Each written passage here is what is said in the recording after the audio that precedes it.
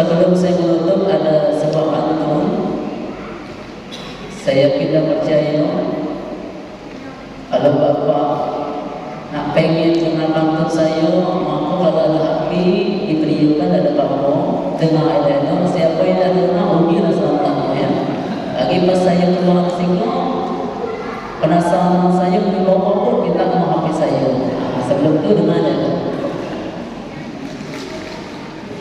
burung dunia, burung cendrawasih, burung pipit, burung uang-uang. Nah, itulah nama burung.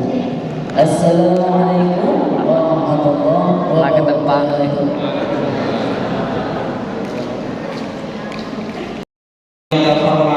Ustaz Ahmad Fauzi SPDK LH Al-Hafiz. Kepada Ustaz silakan. Bismillahirrahmanirrahim. Assalamualaikum warahmatullahi wabarakatuh. Astagfirullahaladzim, astagfirullahaladzim, astagfirullahaladzim, la ilaha illallah wa atubu ilaih. Bismillahirrahmanirrahim. Billahi ta'ala wa syafa'atu Rasulillah Muhammad sallallahu alaihi wasallam wa kafatu anbiya'i wa rasulih wa sahabati tabi'in wa ulama'i wal musannifin wa mukhlisin wa mu'minin fi sabilillahi rabbil alamin. والملائكة بالقرآن خصوصا إلى آبائنا وأمهاتنا وأجدادنا وأجدادنا ونحن خصوصا والمسلمين والمسلمات والمؤمنين والمؤمنات على دينهم وعلى كل نية صالحة ببركة وبركة الفاتحة. أعوذ بالله من الشيطان الرجيم. بسم الله الرحمن الرحيم. الحمد لله رب العالمين الرحمن الرحيم مالك يوم الدين إياك نعبد وإياك نستعين اهدنا الصراط المستقيم صراط الذين أنعمت عليهم غير المغضوب عليهم ولا الضالين.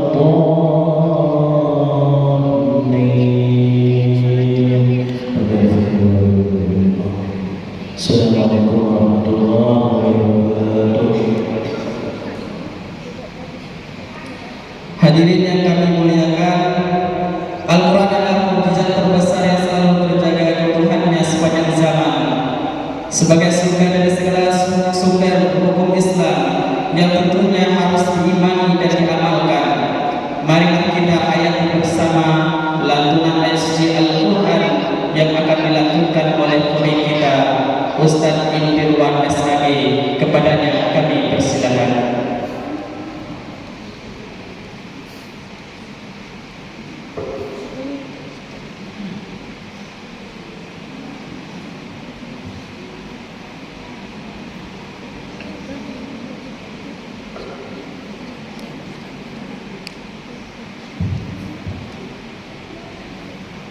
Assalamualaikum warahmatullahi wabarakatuh.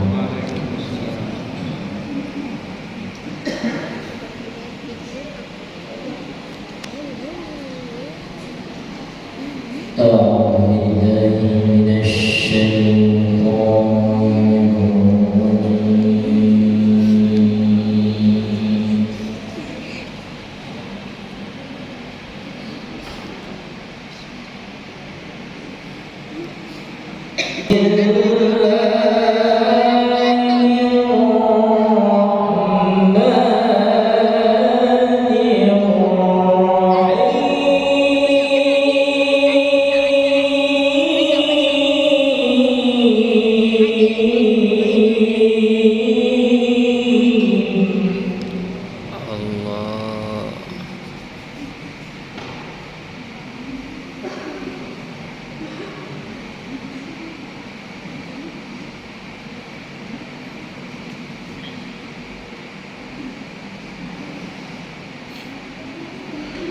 لقد كان لكم في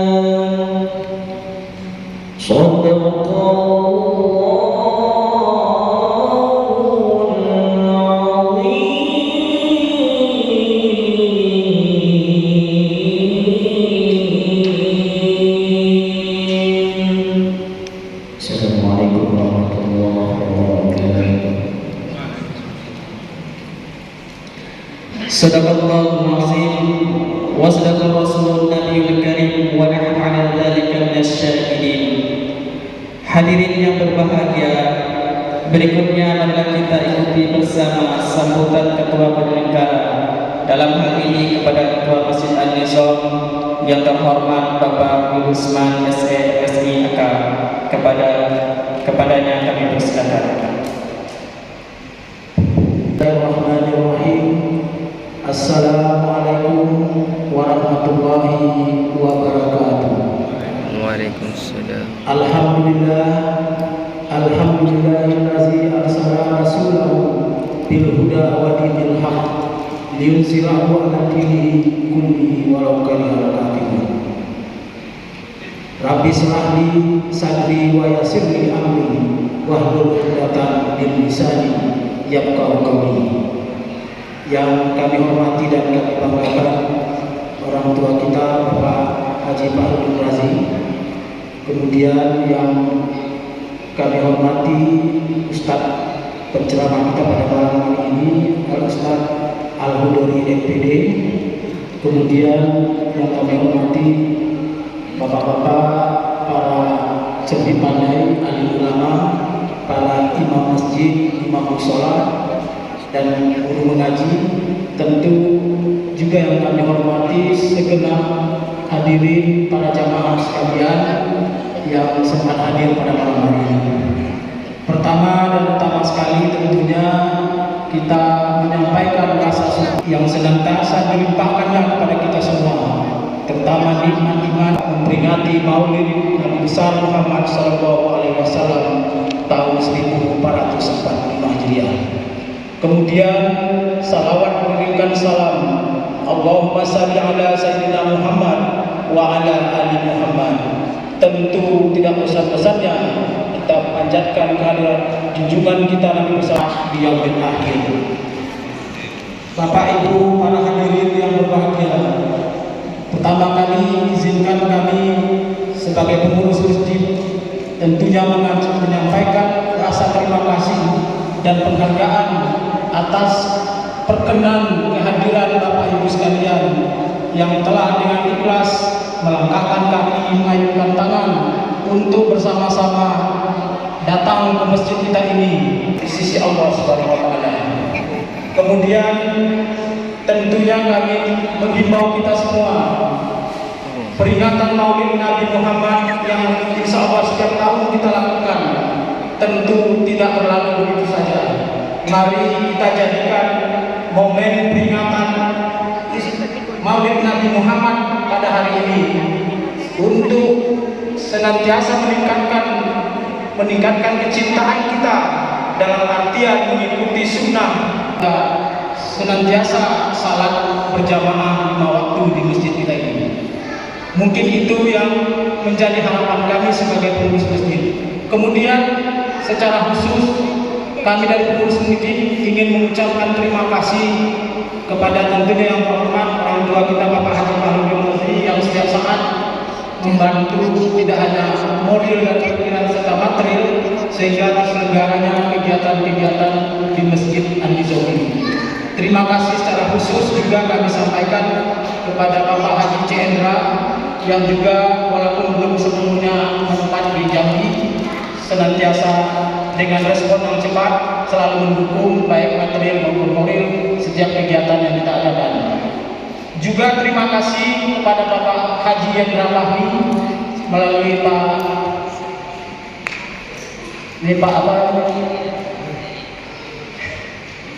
melalui ini perwakilan beliau, walaupun beliau berada di Jakarta, hanya salah satu kantornya ada di depan masjid Andi Zohri yang kami maksudkan. Alhamdulillah itu selalu hadir memberikan bantuan di setiap kegiatan. Kami tekad kita jadikan momentum peringatan Maulid Nabi Muhammad pada tahun ini untuk selalu meningkatkan iman dan ketakwaan kita kepada Allah Subhanahu wa taala.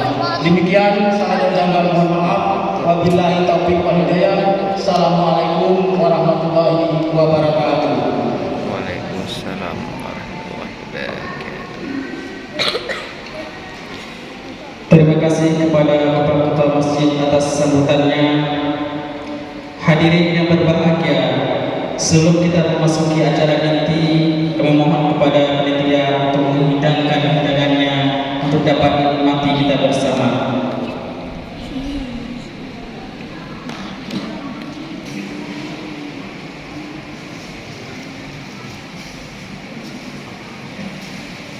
Para tamu undangan yang berbahagia, selanjutnya marilah kita simak bersama ceramah agama dalam rangka peringatan Maulid Nabi Muhammad sallallahu alaihi wasallam kepada yang terhormat Ustaz Al-Hudari MPD. Kami persilakan.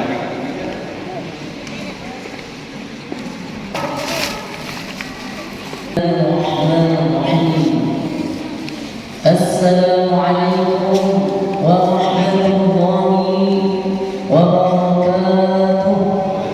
Waalaikumsalam warahmatullahi wabarakatuh. Orang semangat jawab salam itu. Nah, pakai pantun dulu ya kan. Daun sawit terbang, boleh kemudian. Daun salam terbang hingga ke pohon sawit. Yang menjawab salam saya doakan banyak dapat ilmu. Amin. Assalamualaikum warahmatullahi wabarakatuh. Assalamualaikum wabarakatuh. Alhamdulillah, mudah-mudahan semuanya banyak dapat ilmu. Dapat duit. Alhamdulillahilladzi ja'alana min ummati Muhammadin sallallahu alaihi wasallam. Segala puji bagi Allah yang Umat Nabi Muhammad sallallahu alaihi wasallam. Asyhadu an la ilaha illallah wahdahu la syarika lahu wa asyhadu anna sayyidana Muhammadan abduhu wa rasuluh. Allahumma salli ala sayyidina Muhammad wa ala ali sayyidina Muhammad waj'alna min khiyari ummatihi wa min ahli syafa'atihi birahmatika ya arhamar rahimin. Subhanaka la ilma lana illa ma 'allamtana innaka antal 'alimul hakim. Rabbi shrah li sadri wa yassir li amri wahlul 'uqdatam min lisani yafqahu qawli wa la hawla wa la quwwata illa billahil 'aliyyil 'azim. Yang sama-sama kita muliakan Datuk Ning Fakhruddin Razi. Mudah-mudahan beliau selalu diberikan kesehatan oleh Allah Subhanahu wa taala. Kemudian yang sama-sama kita muliakan Bapak-bapak imam, khatib, kemudian ketua masjid, ketua panitia pelaksanaan Maulid Nabi besar Muhammad sallallahu alaihi wasallam, para alim ulama, bapak-bapak dan ibu-ibu yang insyaallah mudah-mudahan pertemuan kita pada malam hari ini diridhai oleh Allah Subhanahu wa taala. Amin. Dikitnya yang ini. Kata Nabi al-kalamu huwa du'a, perkataan itu adalah doa. Bersyukur kita kepada Allah Subhanahu wa taala dengan selalu mengucapkan kalimat alhamdulillah rabbil alamin. Alhamdulillah, Allah masih memberikan kita kesehatan, masih memberikan kita kesempatan, masih memberikan kita panjang umur, masih memberikan kita taufik beserta hidayahnya, sehingga Allah gerakkan hati kita, Allah langkahkan kedua kaki kita menuju masjid yang sangat kita cintai ini. Mudah-mudahan setiap langkah kaki kita dihitung kebaikan oleh Allah Subhanahu wa taala. Berselawat kita kepada baginda Rasulullah sallallahu alaihi wasallam dengan selalu mengucapkan salawat. Allahumma salli ala sayyidina Muhammad wa ala ali sayyidina Muhammad. Semoga dengan memperbanyak kita mengucapkan salawat kepada Rasulullah sallallahu alaihi wasallam, insyaallah mudah-mudahan kita akan mendapatkan syafaat dari beliau. Amin ya rabbal alamin. Para jemaah, mudah-mudahan perkumpulan kita malam hari ini umur kita dipanjangkan oleh Allah. Amin. Kencang sedikit amin. Mudah-mudahan pertemuan kita pada malam hari ini badan kita disehatkan oleh Allah Subhanahu wa taala. Amin. Mudah-mudahan pertemuan kita pada malam hari ini rezeki kita ditingkatkan oleh Allah Subhanahu wa taala. Amin. Mudah-mudahan pertemuan kita malam hari ini ada takwa yang duduk, yang janda, yang belum pengantin, mudah-mudahan dipercepat jodohnya oleh Allah Subhanahu wa taala. Amin. Banyak mati yang janda duduk ya. Mudah-mudahan dengan pertemuan kita malam hari ini, bapak-bapak dan ibu-ibu, banyak takwa hutangnya di toko-toko, mudah-mudahan hutangnya dilunasi oleh Allah Subhanahu wa taala. Amin. Yang kencang amin ya, berarti banyak hutang. Para jemaah yang insyaallah dimuliakan oleh Allah Subhanahu wa taala, adapun tanda cintanya kita kepada Rasulullah sallallahu alaihi wasallam, yakni dengan memperbanyak kita menyebut nama beliau, yaitu berselawat kepada Rasulullah sallallahu alaihi wasallam.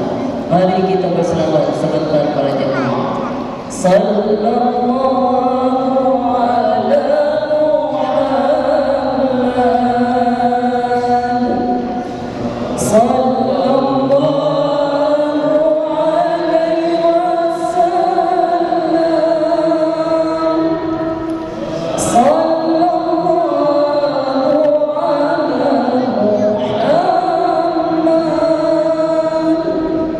Kata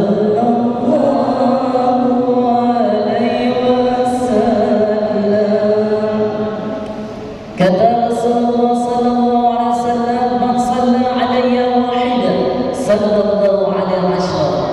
Siapa yang bersalawat kepada Rasulullah sallallahu alaihi wasallam satu kali, maka dia akan mendapatkan 10 kebaikan. Wa man shalla 'alayya 'ashra, sallallahu 'alaihi wasallam. Siapa yang bersalawat kepada Nabi 10 kali, maka dia akan mendapatkan 100 kebaikan. Wa man shalla 'alayya mi'atan, kataballahu baina 'ainayhi bara'atun minan nifaqi wa bara'atun minan nar. Siapa yang bersalawat kepada Nabi 100 kali dalam satu hari, maka dia akan terhindar daripada sifat orang-orang yang munafik dan terhindar daripada siksaan api neraka. Kira-kira bapak dan ibu kepengen terhindar daripada siksaan api neraka? Pengen atau tidak? Lalu kepengen banyak-banyak bersalawat kepada Rasulullah sallallahu alaihi wasallam. Kata para ulama bahawa setidaknya kita ikut paling sedikit dalam satu hari itu berselawat kepada Nabi itu 300 kali. Kira-kira bapak ada yang dapat 300 kali dalam sehari? Habislah. Alhamdulillah. Ibu-ibu kira-kira ada dapat 300 selawat dalam satu hari? Alhamdulillah. Kata para ulama, siapa yang dapat 300 kali dalam satu hari, maka Allah akan memberikan kehusukan pada dirinya ketika beramal ibadah kepada Allah Subhanahu wa taala. Makanya ibu-ibu dan bapak-bapak, kadang-kadang waktu kita sembahyang, pikiran kita kemana-mana, itu mengakibatkan kurangnya kita berselawat kepada Rasulullah sallallahu alaihi wasallam. Nah, kalau bisa bikin target, pagi dapat 100, siang dapat 50, sehingga dalam satu hari itu dapat 500 kali jadilah. Kalau para ulama 300 itu kecilnya, paling 1000, 2000, itu ditargetkan. Kenapa? Efeknya akan memberikan kehusukan kepada hati kita dalam beramal ibadah kepada Allah Subhanahu wa taala. Bapak dan Ibu, di Boyolali ada seorang peternak sapi. Setiap dia memasukkan sapinya ke dalam kandang, dia baca selawat. Setiap dia memberi minum dan makanan kepada sapinya, dia baca selawat. Setiap dia mengeluarkan sapinya dari kandang, dia baca selawat. Dia mempunyai 6 orang anak. Ternyata 6 orang anak itu sekolah yang menjadi sapi, jadi orang kedua. Artinya ada yang jadi ulama, ada yang jadi doktor, ada yang jadi dokter. 6 orang itu jadi orang kedua. Gara-gara apa? Banyak berselawat kepada Rasulullah sallallahu alaihi wasallam. Nah, saya tanya dulu dengan bapak-bapak. Ada tak bapak-bapak di sini punya istri yang cerewet? Ada tak kira-kira? Kalau yang cerewet? Yang pengen tak istrinya ada cerewet?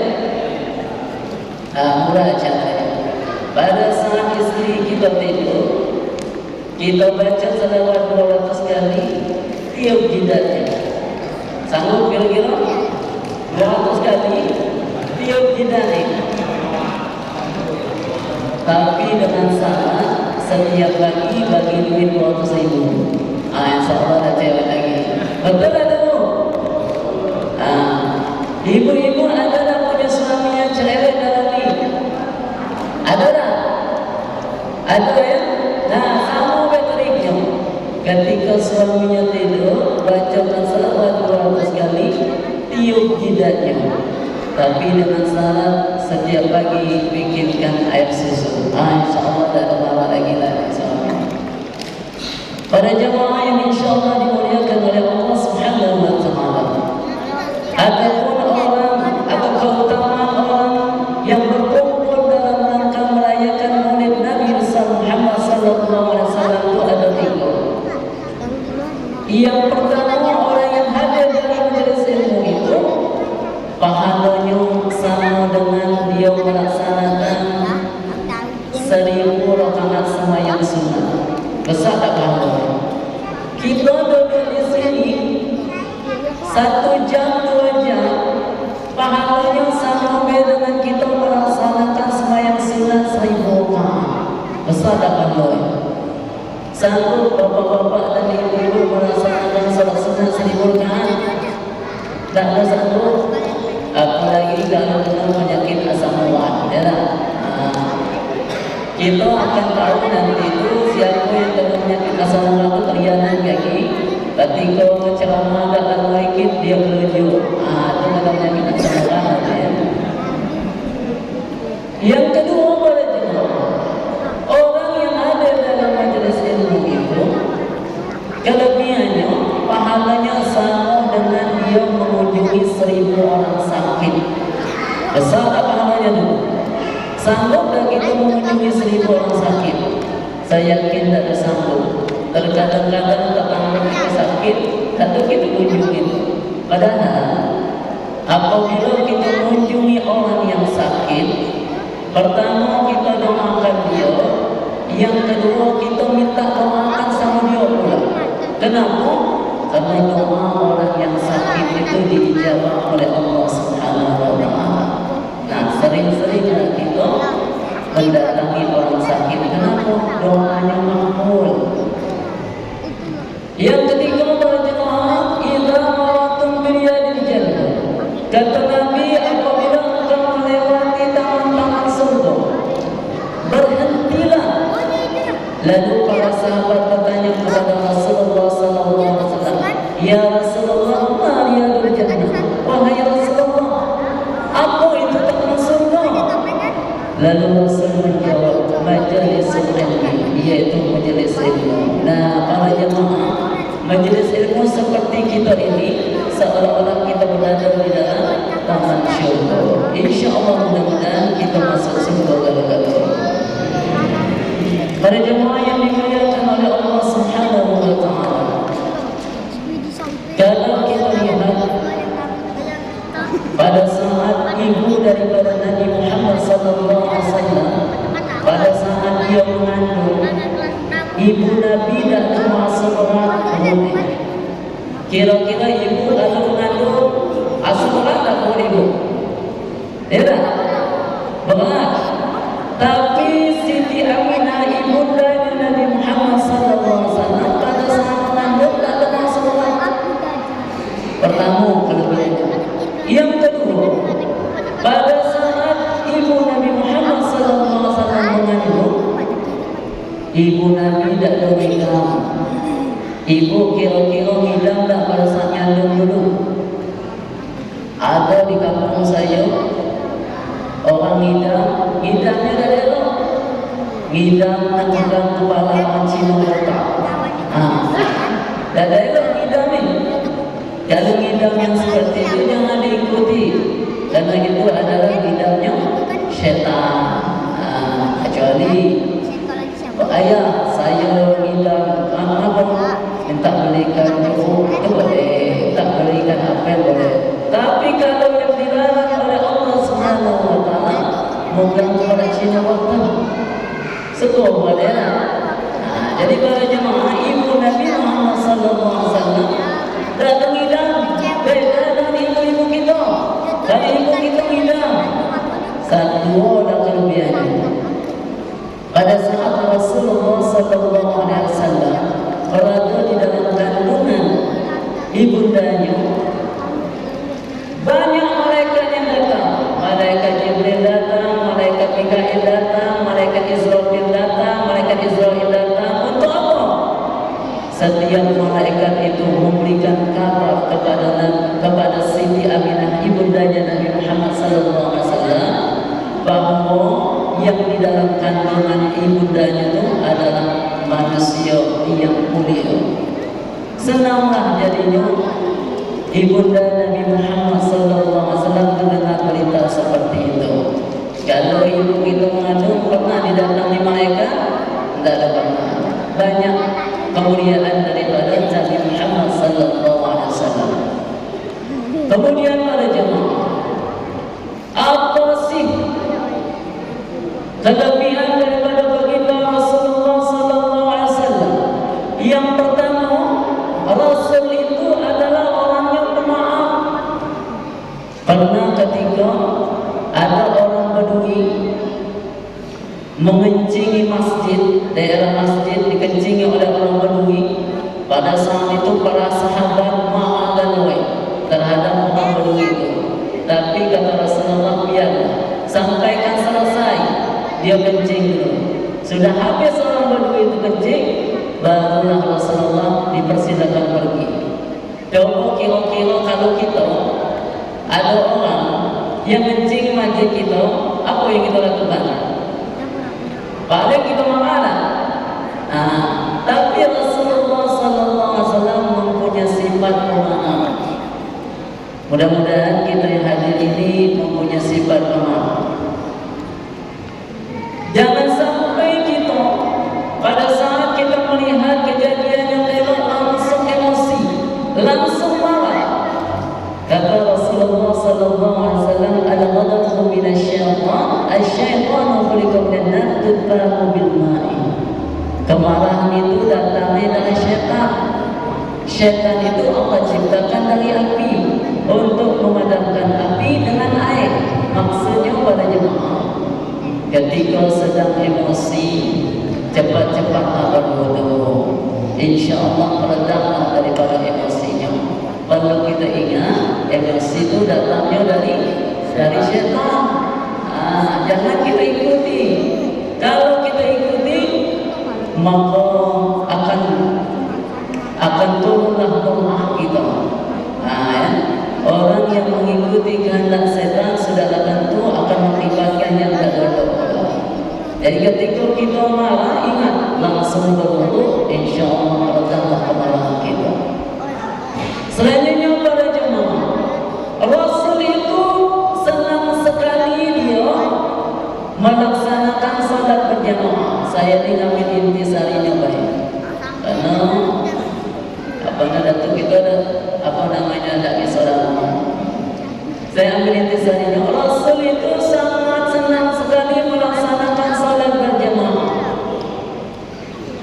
sehingga Rasulullah sallallahu alaihi wasallam bersabda, salatul jama'ati afdalu min salatil fardhi bi 27 darajah. Sembahyang berjamaah itu lebih baik daripada sembahyang sendirian. Orang yang melaksanakan salat berjamaah, maka dia akan mendapatkan 27 kebaikan. Kira-kira masjid kita ni Ustaz, kami dah jemaah semua. Kami apa orang kira?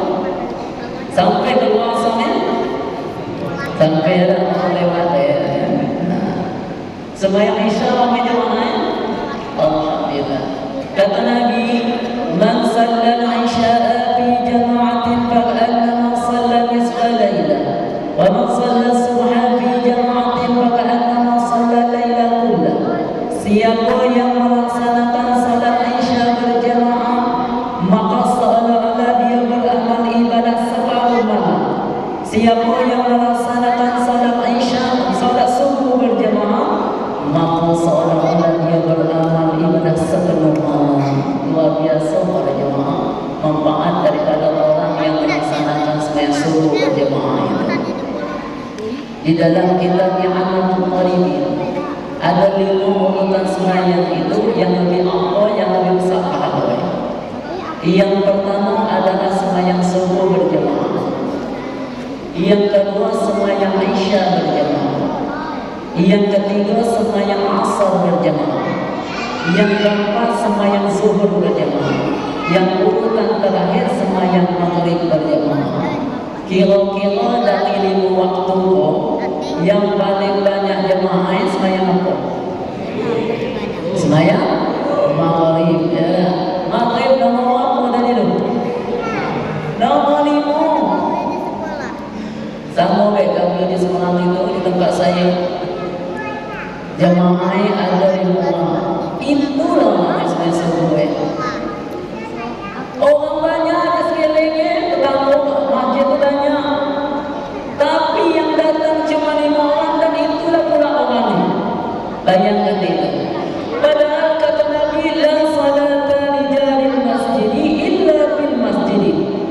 tidaklah sempurna sembahyang orang yang rumah dekat masjid melainkan salat di dalam masjid.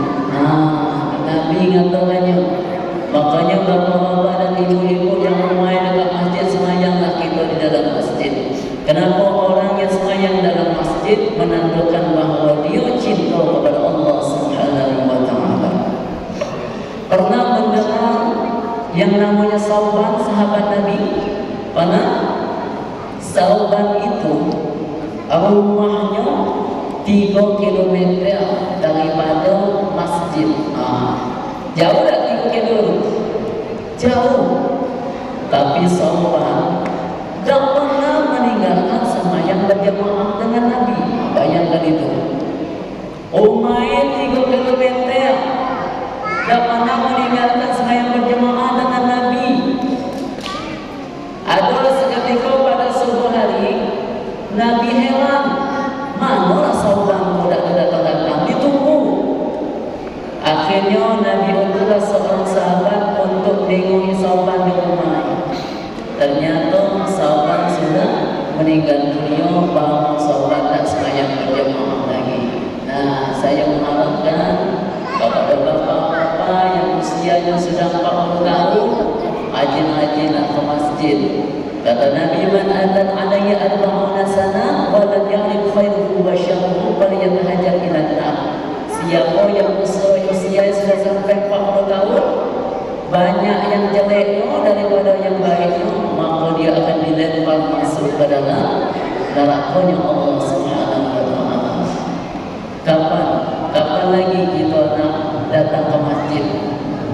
Kapan lagi kita nak taubat? Usia 40 tahun ke atas itu kalau belum juga taubat, takutnya matinya dalam keadaan su'ul khatimah. Para jemaah, di dalam kitab Ma'rifatul Asma'ul Husna,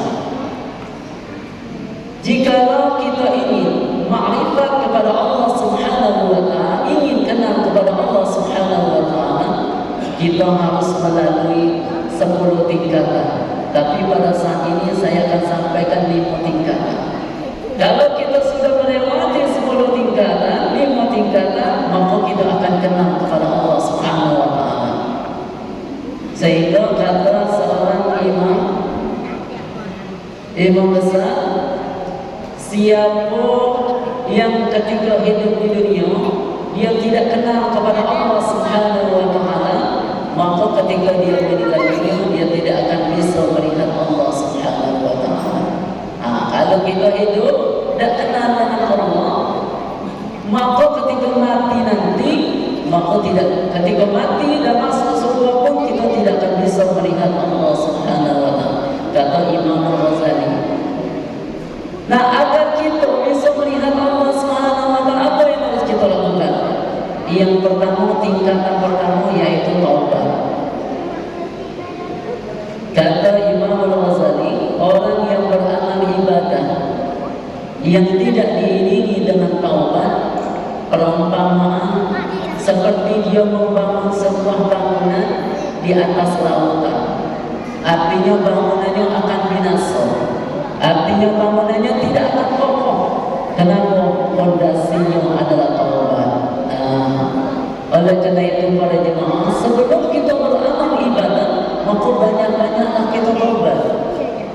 Nabi bersabda, "Wallahu inni la astaghfirullah wa atubu ilaih." Kata Nabi, demi Allah, sesungguhnya aku beristighfar kepada Allah Subhanahu wa taala sebanyak 70 kali dalam satu hari. Kenapa para jemaah? Karena kita ni lemah. Kita ni setiap hari banyak dosa yang kita lakukan. Dosa mata, betul tak? Dosa telinga, betul tak? Dosa mulut, betul tak? Dosa hati. Kadang-kadang hati kita merasa besar, kadang-kadang kita merasa sombong, kadang-kadang kita merasa ujub. Kita lah yang lebih pandai, saya lah yang berilmu, saya yang lebih tinggi jabatan, saya yang lebih kaya. Itu penyakit hati. Nah, obatnya adalah bertaubat kepada Allah Subhanahu wa taala. Makanya para jemaah, setidaknya kita itu mengucapkan sayyidul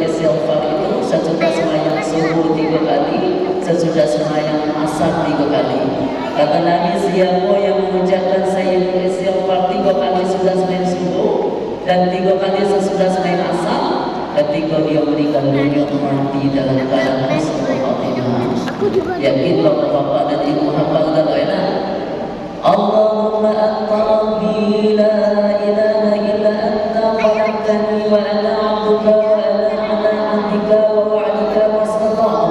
A'udzu bika min syarri ma sana'tu wa abu'u laka bi ni'matika 'alayya wa abu'u bi dhanbi faghfir li fa innahu la yaghfiru dzunuba illa anta. Siapa yang mengucapkan istighfar itu sudah sembahyang subuh 3 kali, sudah sembahyang asar 3 kali, maka dia mati dalam keadaan husnul khatimah, mati dalam keadaan baik. Para jemaah, makanya setelah kita sembahyang, kita disuruh beristighfar 3 kali. Hadis Nabi ini, apa tujuannya? Kita tidak tahu pada saat kita sembahyang mungkin pikiran kita kemana-mana. Pada saat kita sembahyang tak ada khusyuk. Kata Imam Ghazali, salatul ghafili la tamna'u minal fahsya'i wal munkar. Sembahyang orang yang tak ada khusyuk, pikirannya kemana-mana, maka dia tidak akan bisa mencegah daripada perbuatan keji dan munkar. Sembahyang jalanlah, tapi perbuatan munkar jalan terus. Kenapa? Karena sembahyang dan khusyuk. Qad aflahal mu'minun allazina hum fi salatil khashi'un. Sangat beruntunglah orang-orang mukmin. Orang mukmin yang mana? Orang yang mukmin ketika sembahyangnya dalam keadaan khusyuk. Nah, itu. Supaya sembahyang khusyuk, sebelum kita melaksanakan sembahyang, banyak-banyak bacaan.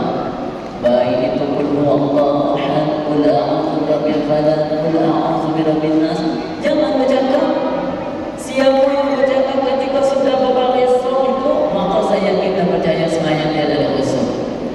Maka kalau kita sudah baris di sini, posisinya jangan lagi bercakap-cakap. Bacalah Rabbi a'udzu bika min hamazati syayatin wa a'udzu bika rabbi an yahdurun. Insyaallah sembahyangnya khusyuk. Orang yang sembahyang khusyuk, maka sudah tentu amal ibadahnya diterima oleh Allah Subhanahu wa taala. Nah, jadi para jemaah, mari kita perbanyak bertaubat, banyak-banyak ucapan istighfar. Orang yang mengucapkan istighfar, insyaallah dosanya diampuni oleh Allah Subhanahu wa taala. Yang kedua, supaya kita bisa mengenal Allah Subhanahu wa taala, mari kita mempunyai sifat wara. Apa itu sifat wara? Sifat yang hati-hati. Hati-hati ketika kita bercakap. Jangan sampai cakap kita menyinggung perasaan orang lain. Jangan sampai cakap kita membuat orang lain buruk namanya. Kata Nabi, man kana yu'minu billahi wal yawmil akhir falyaqul khairan aw liyasmut. Siapa yang beriman kepada Allah dan beriman kepada hari akhir, maka hendaklah dia berkata dengan baik atau dia. Para jemaah, di umur kita yang sudah lebih 40 tahun itu, usahakanlah perkataan kita yang bermanfaat. Yang kedua, berhati-hati terhadap makanan dan minuman yang kita makan. Kenapa? Karena makanan dan minuman yang kita makan, kalau halal akan menghasilkan yang baik. Tapi kalau jalannya adalah halal, jalannya haram, maka hasilnya tidak baik. Akan mengakibatkan perkataan kotor, pemikiran kotor, langkah hati kotor, perbuatan jadi kotor. Nah, hati-hati terhadap makanan yang kita makan. Jangan sampai makanan yang kita makan dari barang yang haram. Kemudian pakaian seperti saat kita ini, pada saat pakaian itu tidak halal, kita bawa sembahyang, maka sembahyang tidak ada sah. Sembahyang dari pakaian yang tak ada halal, sembahyangnya tidak sah. Oleh karena itu, mari kita jaga bersifat wara, berhati-hati terhadap makanan, terhadap minuman, perbuatan, tingkah laku, perkataan. Kalau orang ngomong biasanya tidak terlalu banyak banyak bercakap. Nah, dia bercakap yang penting-penting itu biasanya ya. Nah, mudah-mudahan kalau kita mempunyai sifat Allah, insya Allah kita akan makrifat kepada Allah Subhanahu wa ta'ala. Kemudian para jemaah, yang ketiga, tingkat yang ketiga, supaya kita bisa mengenal Allah dengan sebenar-benarnya, maka kita harus mempunyai sifat sabar. Dan sabar itu terdiri daripada tiga. Yang pertama adalah sabar ala ta'ah, sabar ketika kita melaksanakan ketaatan. Sembahyang boleh cepat-cepat. Saya minta maaf kadang-kadang orang sembahyang sunat hanya sampai 2 menit selesai. Ya tak? Allahu Akbar, Allahu Akbar, cepatnya. At-ta'anni min Allah wal ajalatu min asy-syaitan. Yang pelan-pelan datangnya dari Allah, yang cepat-cepat datang dari syaitan. Pakai tumakninah sembahyangmu. 3 menit selesai, bayangkan itu ya. 3 menit selesai sembahyang sunat, maka pelan-pelanlah ketika melaksanakan sembahyang. Kenapa para jemaah? Kita nonton bola akan berjam-jam, tapi sembahyang sunat 5 menit dan tahan, sembahyang sunat 10 menit dan tahan. Sanggup tak bapak sembahyang jam saja, nonton bola saja? Sanggup kan? Sembahyang kira-kira sanggup 20 menit? Tak sanggup kan? Nah, jadi at-ta'anni min Allah wal ajalatu min asy-syaitan. Yang pelan-pelan datangnya dari Allah dan yang cepat itu datangnya dari syaitan. Jadi pada saat kita melakukan ketaatan kepada Allah, jangan terlalu terburu-buru, dibawa tenang, supaya sembahyang khusyuk sebelum melaksanakan sembahyang dibawa tenang dulu, pikiran kita bawa tenang, bawa sembahyang.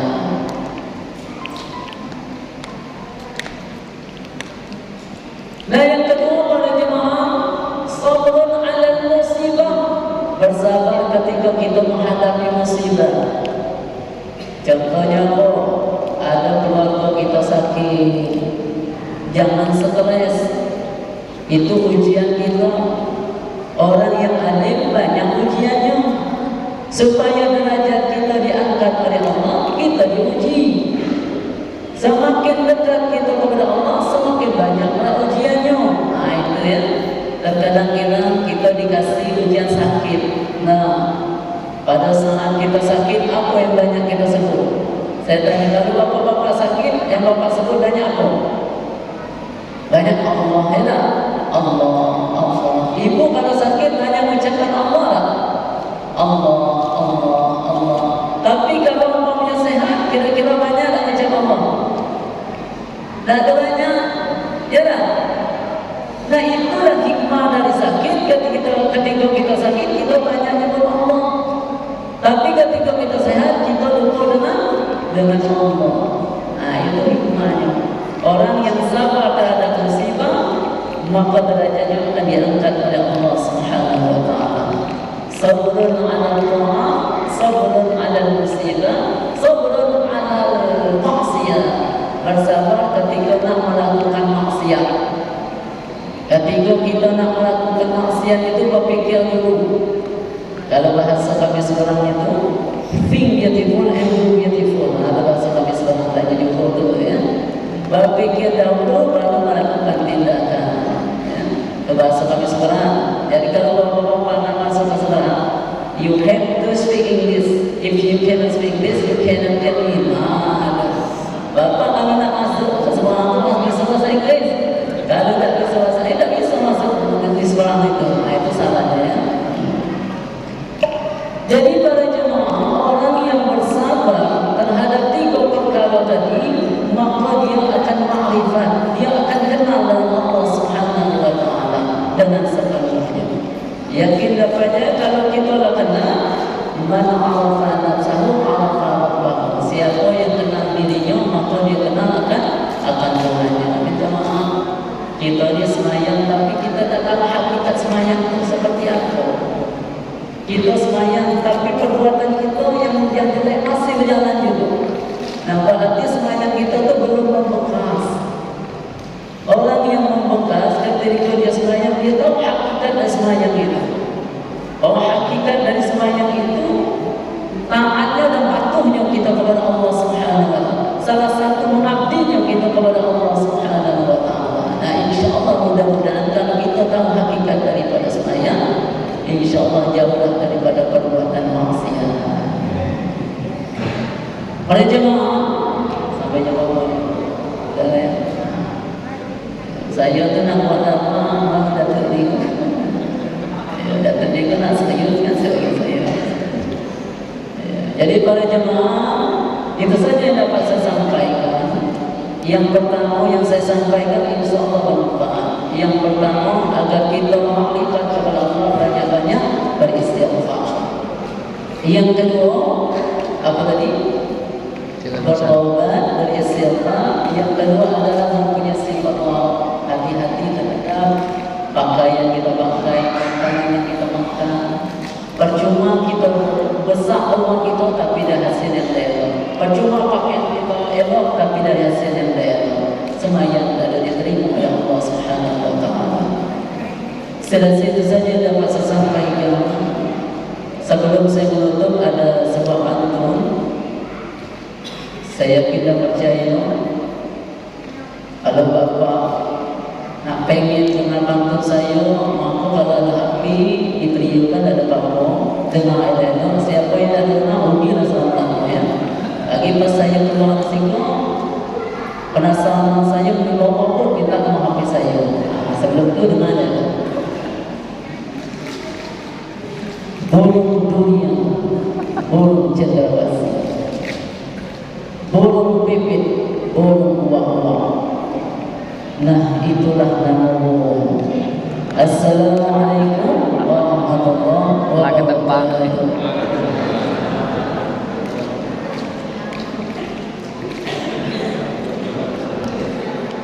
Kepada Ustaz kami ucapkan terima kasih atas penyampaiannya yang luar biasa. Semoga apa yang beliau sampaikan bisa menjadi lampu waktu gelap, menjadi tongkat di waktu licin, dan bisa kita amalkan dalam kehidupan sehari-hari. Amin ya rabbal alamin. Hadirin yang kami hormati, berikutnya sebagai wujud rasa syukur kita kepada Allah Subhanahu wa taala, dan dengan harapan semoga acara pada malam hari ini bermanfaat bagi kita semua, marilah kita berdoa bersama yang dipimpin oleh Al-Mukarram Ustaz Al-Hudari MPD. Kepada beliau bersilakan.